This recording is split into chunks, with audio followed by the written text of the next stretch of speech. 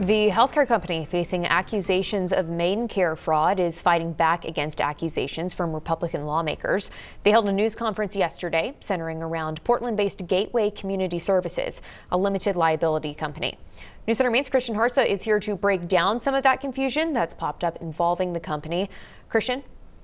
Yes. Hi, Bailey. There are two separate but related entities in this story about alleged Medicaid fraud. The first is that LLC, Gateway Community Services, and the other is a nonprofit, Gateway Community Services Maine. The LLC is under investigation for possible fraud after a state audit, not the nonprofit. But as State House Republicans made clear, they see a clear connection between the two that goes beyond a similar name.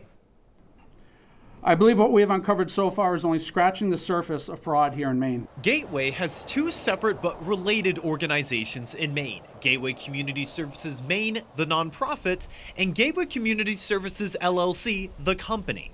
Both were founded in 2016 by Abdullahi Ali, a Somali refugee who resettled in Maine around 2009. Not only do they share a founder, they share addresses, one on Canal Street in Lewiston, the other on Forest Avenue in Portland. According to the company Gateway's lawyer, Ali is no longer involved with the nonprofit. He also said the nonprofit and company do not share staff. He said while the two share addresses, the nonprofit rents space from the company.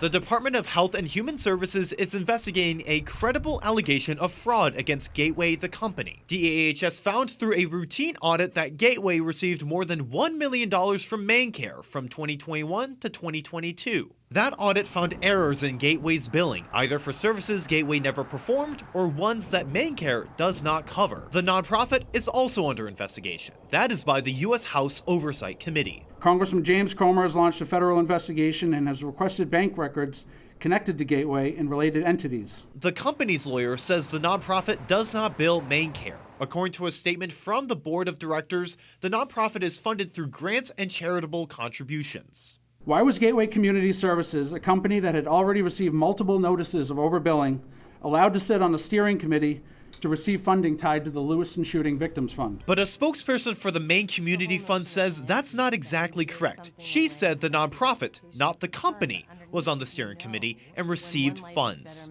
A company whose CEO reportedly spent time traveling to Somalia and running for president there and organizing a privately funded militia. According to a statement from the company Gateway, Ali did once run for elected office in Somalia. He also did provide, quote, modest financial support for the Jubilant State Forces. That money was apparently for logistical, medical, and supply support. The statement goes on to say the use of militias weaponizes established stereotypes of Somali people.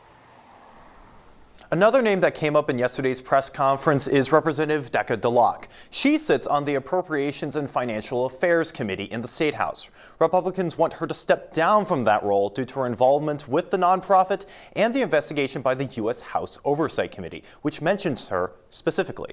DeLocke was not available for an interview, but relayed she worked for the nonprofit for less than a year and provided this statement. Many accusations that I participated in illegal activities aren't just unequivocally false, they are reckless and harmful.